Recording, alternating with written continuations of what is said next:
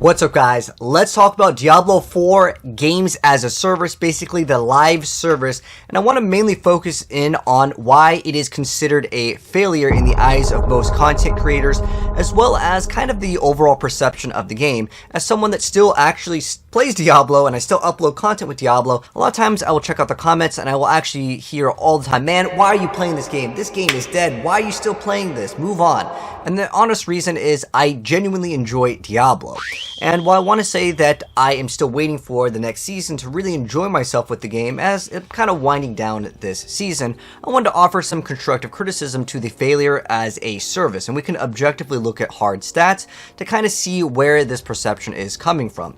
And also I want to offer some solutions to kind of the problem. So obviously, yes, Diablo is a games as a service. If you guys don't know what that means, it's basically a game that is a live service where we are going to be continuously playing the game and they're going to continuously release content. While that sounds great, the problem is in between there is a huge gap in the player retention rate, which is something I've mentioned several times with Diablo 4. It fails to hold the retention rate of players because of the way that the game is designed, kind of lacking some sort of an end game content. And while we did have some events, I want to go and show you guys the hard stat in terms of the numbers, in terms of, well, what is the player retention rate kind of looking like? So this is just kind of mentioning that it really comes down to free-to-play games actually generating the most revenue. And this was kind of something that was interesting via Clever Tap. It's basically just going over the amount of revenue that, you know, free games generate versus paid games. In Diablo, it's not only a paid game, but you also have kind of a paid as a service with not only the microtransactions with the skins, but also the battle pass. And I think those are two areas where the game kind of fails to live up to the expectations, with having players kind of come back in the middle of a season when there is an update. I'll kind of get into that and why that's important. And it really comes down to basically not enough large enough updates to make players excited and come back. Obviously, yes, when there's a new season, people get excited about seeing some new content. But on top of just a new season, we also need in between certain other aspects and events to be big enough to make people come by to actually check out the item shop. Because if there's no one coming out in the, to check out the item shop, well, what's the point of releasing these skins, as the season goes on? Because if we're only here for 1 or 2 weeks when the season starts, and no one else is coming back, well, then all those skins are kind of wasted in terms of like their development time, right? And I've seen this time and time again where people are just talking about the decline in viewership, and I want to go over kind of more hard stats, but I've seen it time and time again, people saying that this game is dead. And while I cannot provide the actual true number in terms of stats, we can definitely see that there is a direct correlation with the updates, as well as where people are coming back into the game via the Twitch numbers, because there isn't an official Steam charts for Diablo 4 that has everyone there. There is technically one, but it doesn't encompass all the people that are on the Battle.net. So I wanted to use this kind of a timeline here for our references. So basically, the season came out, and we can easily see, well, where did this season come out? Well, it's very easy to see that on the 17th over here is when the season came out. That's where everyone was coming back to watch other streamers play the game. And then on top of that, where were the other updates? Well, we got these new Malignant Rings that happened on November 7th and then on December 5th. And you could easily directly correlate those specific dates over here with the amount of little spikes that you will see. So, okay, let's go ahead and check out on November 7th as well as December 5th. Let's look at that. So on November 7th over here, so we'll go to November 7th, you can see there's a spike. I know by the time I mouse over it, but that's another little spike over there. So you can see that on November 7th there was a spike, as well as on the 5th we had the Abattoir of Zir. That was going to be the super end game that everyone was supposed to be super excited about, right? Well, look at the dates over here. So we see another spike over here. Again, that is for the Abattoir of Zir. That was the new end game.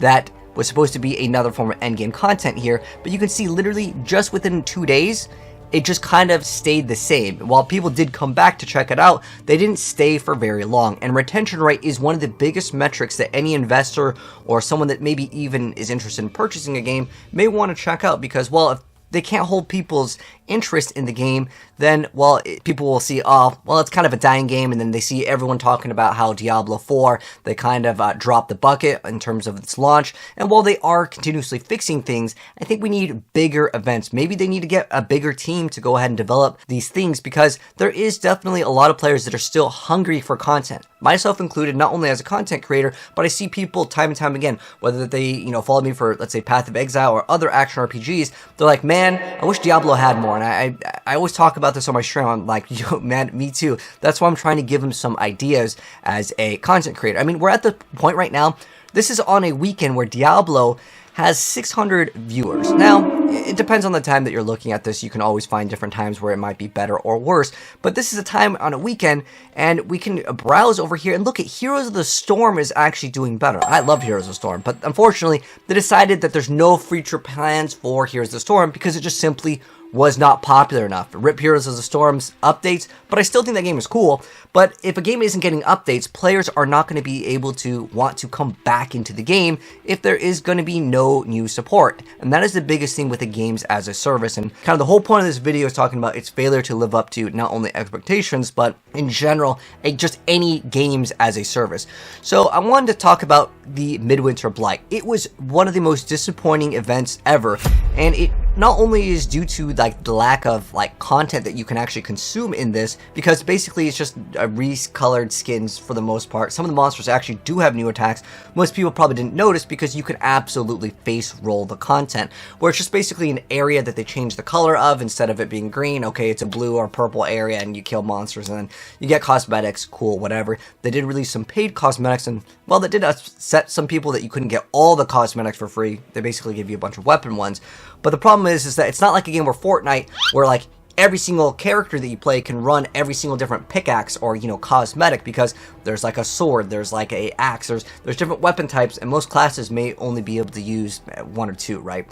So it's on top of not only having not good like retention rate for players, because they might just get one or two skins because they only play one or two classes, and that's maybe the way that the game is set up right now. But on top of that, the content is way too easy, and there's no bigger power creep. To open up the Midwinter spoils and still see Sacred gear in World Tier 4 when I'm max level, there's a disconnect between what's actually good in the game, and on top of that, one of the rewards is like 50,000 gold. 50,000 gold is a joke. We need actual good rewards for this event other than just skins. People play action RPGs to gain power, to feel powerful, to come back and be like, oh man, I can't wait to get this new thing, right? And while they did also buff the abattoir, they technically nerfed the abattoir's here in terms of its difficulty, but they buffed the glyph XP. A lot of players are just like, well, the whole thing is going away, I lose out on my glyph, I don't really want to play because I'm going to lose out my content. And with the games as a service, basically making Diablo online 24/7, and you have to be online to play this game, what did we essentially lose out on? What did we kind of gain, right? Because I kind of want to look at that, because I always go back to Diablo 2 and Diablo 1 for mods. And while I was just checking out other games that have mod support, I was just checking out, well, how many people are actually downloading some of these mods? And I was really surprised to see Baldur's Gate has millions of downloads and mods. If Diablo 4 had mod support, I'm sure that there would be millions of players coming back to the game to download these mods in between their seasonal updates. And I think this would be a huge thing for Diablo to just let us have mod support. This is a big one. You know, as a Diablo partner, I always try to push for what I think would be the best for the community. This one, I'm gonna be honest, I don't think I can ever push for the game to allow offline and mod support. The reason why it's pretty big too is if you just Google or look at Reddit, there's a lot of people complaining about like the server lag in the game that just exists in the game.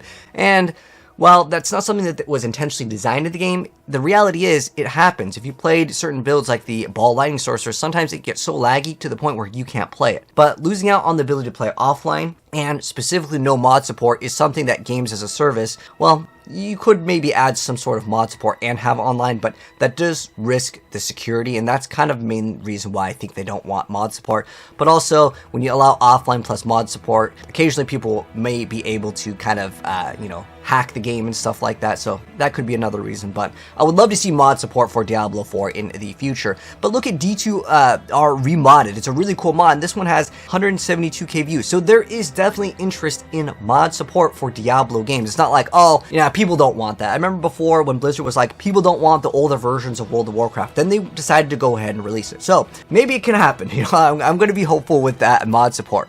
But I'm just looking at like the whole battle pass, and In general, I never really had a desire to push all the way through the battle pass, even though I've completed it in like 2 days. Like, I've reached all the max tier just specifically to get all the little bonuses that you get with the Smoldering Ashes to kind of get more XP with your character. When you have these battle pass, you get 19 weapon transmogs. The problem is that, again, you're only playing like 1 or 2 classes. Getting 19x is more like getting like just a small amount. And while I would love to get more cosmetics, at the end of the battle pass, there isn't something that's like, wow, I'm so glad I pushed all the way through. Even though I can complete it in 2 days, a lot of people might not be able to do that, and there is no huge drive to push for it. While I do want to say this is in the free category, by the way, I would like there to be some sort of uber unique at the very end. That way, there is a goal for some of the casuals to be like, man, I just want to be able to get that one item and I can finally guarantee myself that one item, because I see people time and time again complaining about the uber uniques simply not dropping for them, or they're getting duplicates. That's another problem in the game. But as far as games as a service, I didn't feel like losing out on offline plus mod support. The battle pass was somehow worth it, especially with the events being very lukewarm in terms of the reception. Again, going over the actual stats via Solidome, it's very evident that they didn't really hold the players' retention rate for these other events to kind of come back. People just kind of maybe checked it out for like a day, and not even maybe about 1/8 of the players, but for the most part, most people, they checked it out and they were done within 2 days. And I think that that's too fast for your updates, especially with these events. And I wanted to offer them some suggestions. Now, I got a Fortnite picture over here. Now, I'm not saying I want to see Iron Man and Master Chief in Diablo, but what I'm saying is these collabs that exist in other games do get people excited, and I think that there can be really cool events. And I'm not talking about just, oh, go ahead and add skins. I'm talking about like full-on events. Fortnite just got this like Lego update that's a whole new game essentially. I would love to see us get a whole brand new sort of world and a different way to actually play Diablo. What could that be? Well, that could be a huge massive PvP update where you maybe join either the angels or the demons and you battle it out, and the winner of, like, let's say whatever faction changes the next season. It kind of affects the game in some sort of permanent way. I want to see more development in the events and making them not only more popular, but have good collabs. That's the point of a games as a service. One of the biggest things you can do as a games as a service is to have collabs. You bring people in that normally wouldn't play that sort of game, but they're like, wow, my favorite character's in this game. I'm going to buy the game. I'm going to buy the skin. So I'm not asking for, again, like Iron Man, Master Chief, and like Batman to be in there, but like I would like for there to be even crossovers between the other Blizzard games. Things like Warcraft. We could have Warcraft weapons. We could have some sort of Warcraft like event. I think that that would be a really cool thing to see in the game as well. And there is already technically a collab with, like, Here's the Storm in Diablo, because Here's the Storm has all of the Blizzard games. But why don't we have some sort of, like, you know, special skins that we can get maybe from different video games from Blizzard universe, again sticking around the universe that is realistic to Diablo. So maybe not so hard on like the StarCraft universe or something that's a little bit too different like Overwatch, but things like the Warcraft universe would be excellent for this. Even maybe some sort of like a Zerg monster could maybe fit in the game. Or even if they did something with, let's say, The Witcher. Again, any like fantasy game, this would be, you know, very relevant. Or even something like Elden Ring. This would be really cool to see some sort of like Elden Ring boss event where there's these brand new bosses that can drop, you know, special and brand new items that can make your character more powerful. Whether that's simply just with item power or another form of a brand new legendary or a brand new unique. That will get people interested in coming back and checking out the game.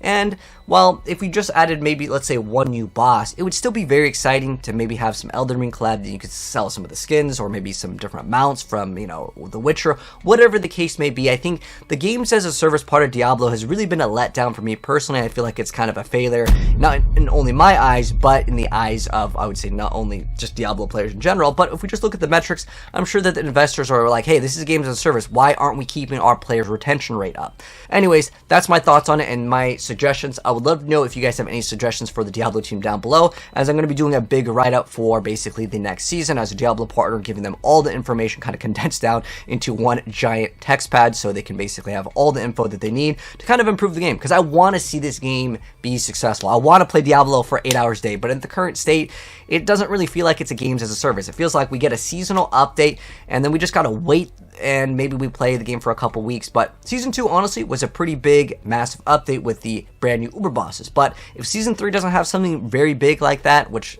it's kind of unrealistic to hope for, like, you know, 5 or 6 brand new endgame bosses, but I'm hoping that we can get it. But anyways, that's going to wrap things up. Let me know your thoughts down below. If you guys enjoyed the video, drop a like, subscribe if you're new, and I'll catch you in the next one. Peace out.